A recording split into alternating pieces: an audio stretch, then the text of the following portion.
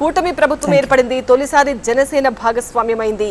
ఇప్పుడు ఈ ప్రభుత్వం ముందున్న లక్ష్యాలేంటి? ముఖ్యంగా ప్రజలు మా మీద పెట్టుకున్న నమ్మకాన్ని కాపాడుకోవాలి.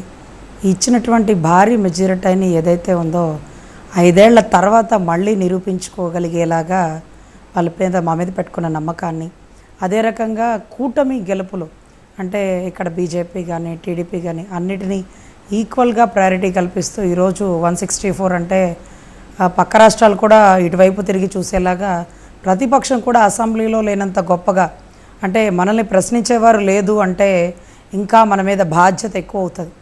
సో ఆ బాధ్యతని కాపాడుకోవాలి. అందుకే భయంగా ఉంది అంటూ పవన్ కళ్యాణ్ గారు చెప్పారు. ఇళ్ళలకుగానే పండగ అవదు అంటూ కూడా ప్రస్తావించారు. అంటే గెలుపు రాగానే సరికాదు, ఆ గెలుపుని కాపాడుకోవాలి. ఇచ్చిన గెలుపుకుని రాష్ట్ర ప్రజలు మన మీద పెట్టుకున్న నమ్మకాన్ని మరింత మెరుగులాగా చూసుకోవాలని మా బాధ్యత అండి. పవన్ కళ్యాణ్ గారు మాట్లాడిన మాటలను కూడా చాలామంది అభినందించారు. అంతకు ముందులా లేదు, అప్పటి ఆవేశం లేదు, ఎంత హుందాగా మాట్లాడారు అని అపోజిషన్ వాళ్ళు కూడా మెచ్చుకునే పరిస్థితి. ఇక ముందు ఎలా ఉండబోతోంది పవన్ కళ్యాణ్ గారి పాత్ర రాజకీయాల్లో? సార్, రాజకీయాలలో 10 ఏళ్ళు దశాబ్ద కాలం నుంచి ఏ పదవి అధిరోహించకుండా నలిగి నలిగి నలిగి ఎన్నో మాటలు దిగమింగి తన సొంత ఆస్తులు అమ్ముకున్నాడా, ఓడించిన ప్రజల కోసం ఈరోజు నిలబడ్డా అంటే ఈరోజు ప్రజలు గుర్తించారు. ఎవడరా ఇతను, దేనికోసం తాపత్రయపడుతున్నాడు? ఈ వయసులో చక్కగా సినిమాలు తీసుకుంటారు, ఒక హిందీలోనో ఒక తమిళంలోనో సినిమాలు తీసుకొని రూపాయి సంపాదించుకుంటారు, ఒక అడ్వర్టైజ్మెంట్కి వస్తారు. అరే, ఆడవాళ్ళు సైతం పిల్లల్ని కంటే అందం తగ్గిపోతుంది, సినిమాలో కలెక్షన్ తగ్గిపోతుంది అనుకున్న టైంలో ఈ వయసులో సంపాదించుకోవాల్సిన వయసులో రోడ్ల మీద పడ్డాడేంటి? సరే, ప్రజలు గెలిపించారు కదా నిలబడితే అనుకోవచ్చు. ఓడించిన ప్రజల కోసం మళ్ళీ సినిమాలు వదిలేసుకొని ఈరోజు ప్రజల కోసం తిరుగుతున్నాడేంటి? తన బతుకు తెరుగు అదిగే కదా. ఇంకా ఏంటి మన మీద నమ్మకం అంటే అదే అంటారండి వకీల్ సాబ్లో డైలాగ్, ఆశ చూపిస్తే ఆశపడతారు, భయపడితే భయపడతారు, ఆశకి భయానికి ఊగిసలాడే బతుకులు ఈ ప్రజలవి. ఇలాంటి వాళ్ళ చెయ్యదులు ఇప్పుడు ఎప్పటికీ వదలను, కష్టకాలంలో నిలబడతాను, అన్నా అంటే ఆపద్ధర్మంలో మీకు అండగా నిలబడతాను అన్నటువంటి మాటకి ఈరోజు ప్రజలు పట్టం కట్టినటువంటి పరిస్థితి అండి. ఈరోజు పిఠాపురంలో అన్న పట్టాభిషేకం అవుతున్నాడు, కొమరం పులిగా అసెంబ్లీలో అడుగు పెడుతున్నాడంటే మా అందరి సంతోషానికి అవధులు లేవండి. ఇవన్నీ ప్రజలు ఆయనకిచ్చినటువంటి ఈరోజు ఒక కూటమి గెలుపు అండి. ఆయనకిచ్చినటువంటి గిఫ్ట్. ఆయన వాళ్ళ అన్న కాళ్ళ ముందు ఆయన సాధించిన ఘనతని పెడితే అది ఇంకా ఇంకా ఇంకా ఆయన ఆకాశానికి ఎగిసినంత సంతోషం అనిపించిందండి. మేము ఇంత కష్టపడి ఆయన గెలిపించాం, కానీ ఆయన మాత్రం ఆయన గెలుపుని వాళ్ళ అన్నకి పాదక్రాంతి చేస్తూ పాదాభివందనాలు చేస్తున్న తరుణంలో ఇక కుటుంబానికి ఆయన ఇచ్చిన విలువ ఏంటి అంటే, కష్టకాలంలో ఏ రోజు కుటుంబాన్ని రోడ్డుకు లాక్కుండా గెలుపు వచ్చాక ఆ గెలుపుని వాళ్ళ అన్నకి గిఫ్ట్గా ఇచ్చిన తరుణం.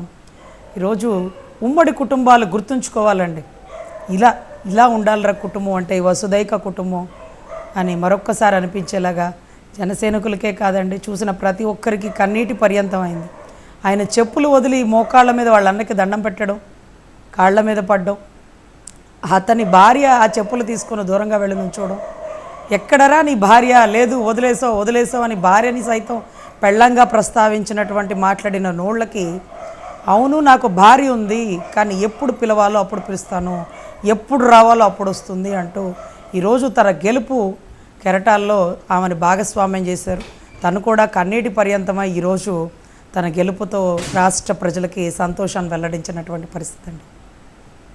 21 ఎమ్మెల్యే స్థానాలకి 21, 2 ఎంపీకి 2, 100% విక్టరీ మీరైనా ఊహించారా?